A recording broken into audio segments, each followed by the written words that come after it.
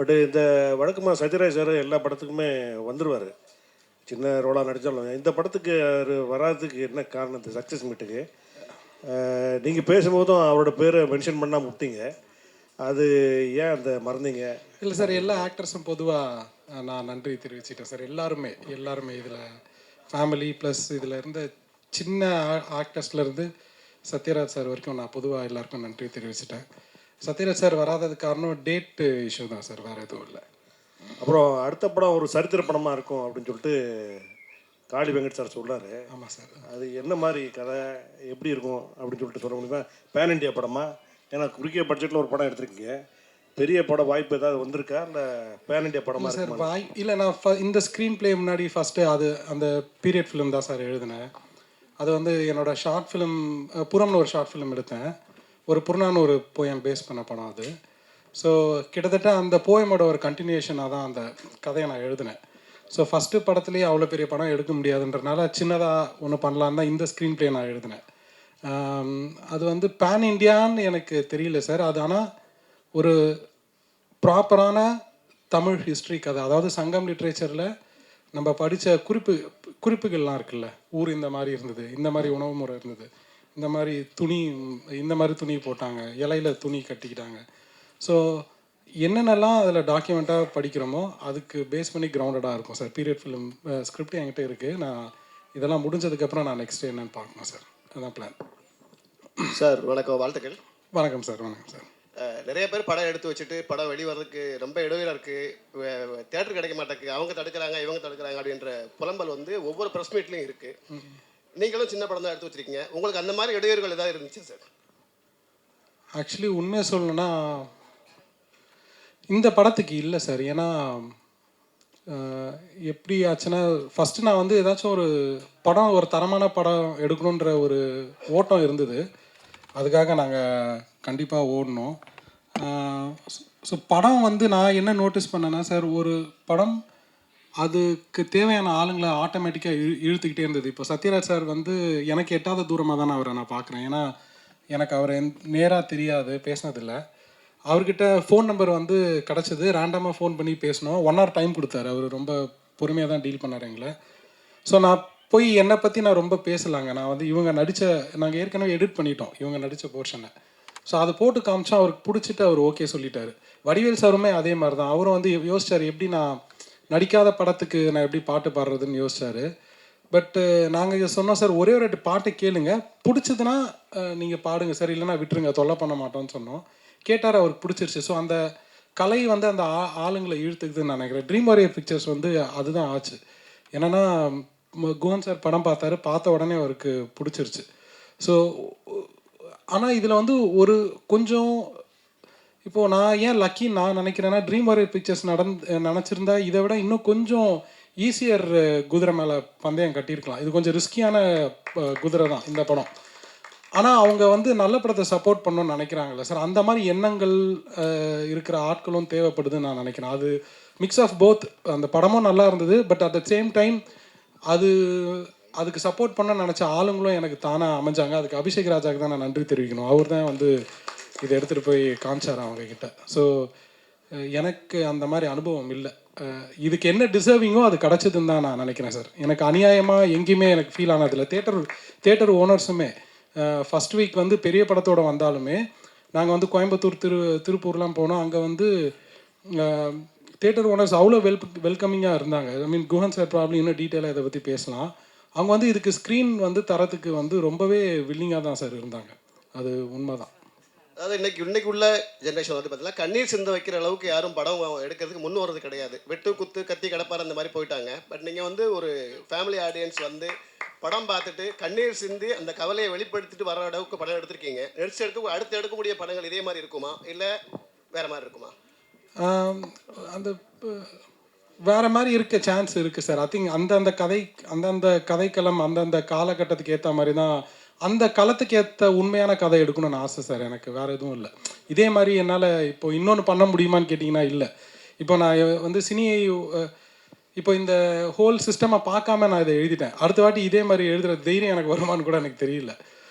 So ஆனால் எது பண்ணாலும் அந்த களத்துக்கு உண்மையாக எடுக்கணும்னு நான் நினைக்கிறேன் சார். வேறு எதுவும் இல்லை. அண்ணா வணக்கம்.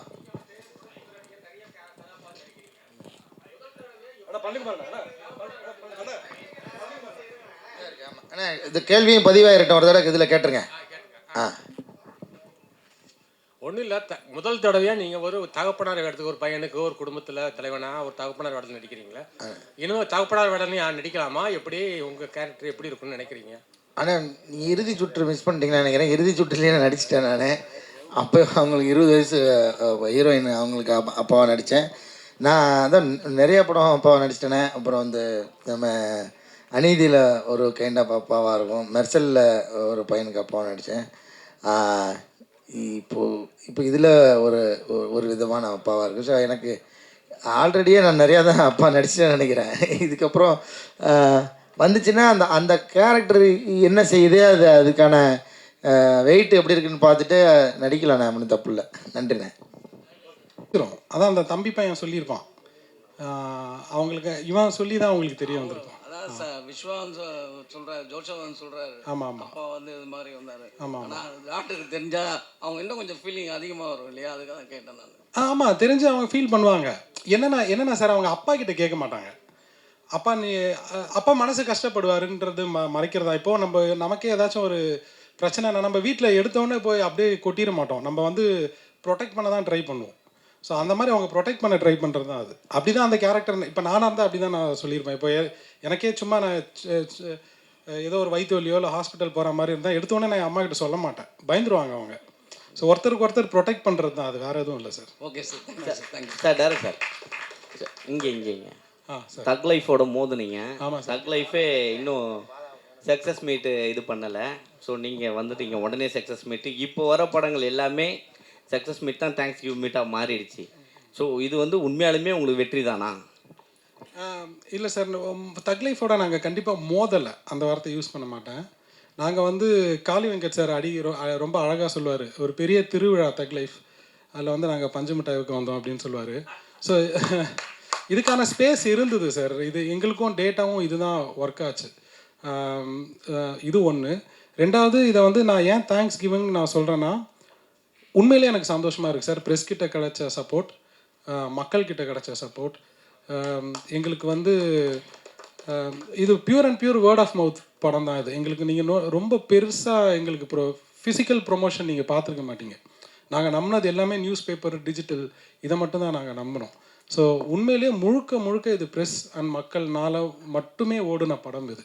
அதுக்காக தான் நாங்கள் நன்றி தெரிவிக்கலான்னு வந்திருக்கோம் சார். மற்றபடி வேறு எதுவும் இல்லை. இல்லை காலையில் வாங்க பாலா. இல்லை சார், நீங்கள் வந்து பார்த்தீங்கன்னா ஹீரோவும் நடிக்கிறீங்க, ஹீரோயினாக நடிக்கிறவங்களுக்கு அப்பாவும் நடிக்கிறீங்க. ஸோ உங்கள்கிட்ட கதை சொல்லும் போதே நீங்கள் ஓகே சொல்லிடுவீங்களா, இல்லை கொஞ்சம் ஏதாவது டவுட் இருக்குமா? எதுக்கு டவுட் இல்லை, கதை சொல்லணும்னு எப்படி ஓகே சொல்ல முடியும்? நமக்கு செட் ஆகணும்ல ரோல். ஏன்னா ஹீரோவாக போயிட்டு இருக்கவங்க ஒரு கேட்டகரிக்கு மேலே போனாங்கன்னா அதுக்கு மேலே நான் இது வேணாம் அப்படின்ற மாதிரி ஸ்டாப் பண்ணுவாங்க. இல்லை அப்படி இல்லை, எல்லா கேரக்டரும் பண்ணுறீங்க. ஹீரோ வந்தாலும் பண்ணுறீங்க, ஹீரோயினுக்கு அப்பாவாக இருந்தாலும் பண்ணுறீங்க, மாமனாராகவும் போகிறீங்க, சைடில் வக்கீலாகவும் ஆகுறீங்க. எந்த கேரக்டர் தான் நீங்கள் விட்டு வைக்கல? இல்லை, இது வந்து நான் ஹீரோவாக தான் இதுக்கப்புறம் நடிக்க போகிறேன் அப்படின்ற மாதிரிலாம் எந்த ஐடியாவும் எனக்கு இல்லை. ஏன்னா என்னை பொறுத்தளவுக்கு ஒரு கேரக்டரை அது ஜெனுவனாக நடிக்க ட்ரை பண்ணணும், அவ்வளோதான். அது வந்து அது அவங்க எவ்வளோ பயன்படுத்திக்கிறாங்கன்றதை பொறுத்து தான் இருக்குது. இந்த படத்தில் முழுமையாக இருந்துச்சு அந்த கேரக்டரு. எல்லா படத்துக்கும் எப்படி நம்ம அந்த ரோலை வந்து ஓரளவுக்கு நெருக்கமாக, உண்மைக்கு நெருக்கமாக அடிக்கணும்னு நினைக்கிறோமோ அதுதான் இதுலேயும் பண்ணியிருக்கோம். இப்போ நீங்கள் சொல்கிற ஹீரோ அந்த மெட்டீரியல் நான் கிடையாதுன்னு எனக்கே தெரியும். வந்து நம்ம அது கிடையாது. ஆனால் அந்த இப்போ நம்ம ரோலுக்கு இப்போ என்னோடய கேஸ்டிங்காக ஒரு கேரக்டருக்கு என்னோடய ரோல் வந்து செட்டாகவும், என்னோடய கதாபாத்திரம் செட்டாகவும் நினச்சாங்கன்னா அது ஒரு வேளை அந்த படத்தில் லீடாக இருந்துச்சுன்னா அப்படி தான் நடிக்க முடியும். இப்போ நமக்கு நம்ம படம் செட் பண்ணி நடிக்கிற அந்த பிளான்லாம் இல்லை. இன்னமும் ஒரு சீனு 2 சீனும் நடிக்கிறதுக்கு நான் தயாராக இருக்கேன், நடிச்சு விட்டும் இருக்கேன். ஏன்னா என்னை பொறுத்தளவுக்கு நாசர் சார் சொன்ன ஒரு பாயிண்ட் எனக்கு ரொம்ப ஆழமாக எப்பவுமே இருக்குது. அதாவது நீ நடிக்கிற ரோல் வந்து சின்னது பெருசுன்றது அது யாரும் முடிவு பண்ணுறதில்ல, அந்த டைரக்டர் முடிவு பண்ணியிருக்காரு. கொஞ்சமாக இருக்கிற சீனாக இருந்தால் நீ வந்து சின்ன ரோல்னால் கொஞ்சமாக நடிச்சுட்டு அப்படி வந்துடுவியா, இல்லை அதுக்கு ஜெனுவனாக தான் நான் நடிச்சுட்டு வருவேன். அந்த மாதிரி தான் வந்து அவங்க அந்த படத்தில் உன்னோட லைஃப்பை கொஞ்சமாக காட்டுறாங்கன்னு அர்த்தம், அவ்வளோதான். அது எவ்வளோ வெளியில் வருதோ அது அந்த ரோல் டிமாண்ட் பண்ணுறதை பொறுத்து தான் இருக்குது. அதனால் எனக்கு அந்த பேரிகேட்லாம் எதுவும் இல்லை. யாடி வேறு ஒரு ஸ்டார் கிடையாது.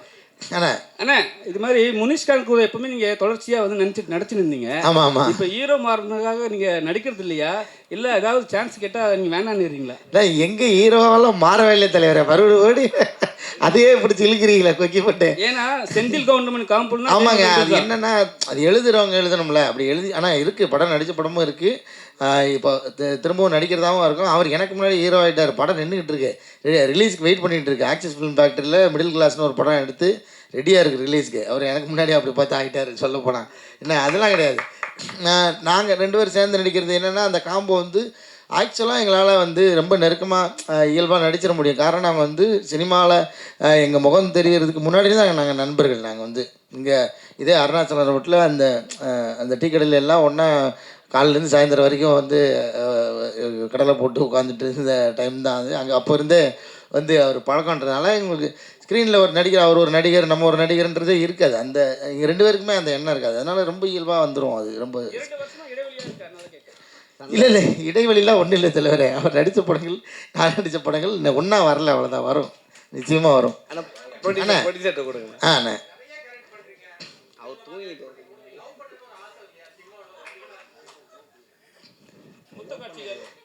என்ன அருமையான சிந்தனை. இந்த சிந்தனை டைரக்டருக்கு வர மாட்டேங்குதே. இதுதான் நான் மைக்கிலையும் புலம்புனேன்.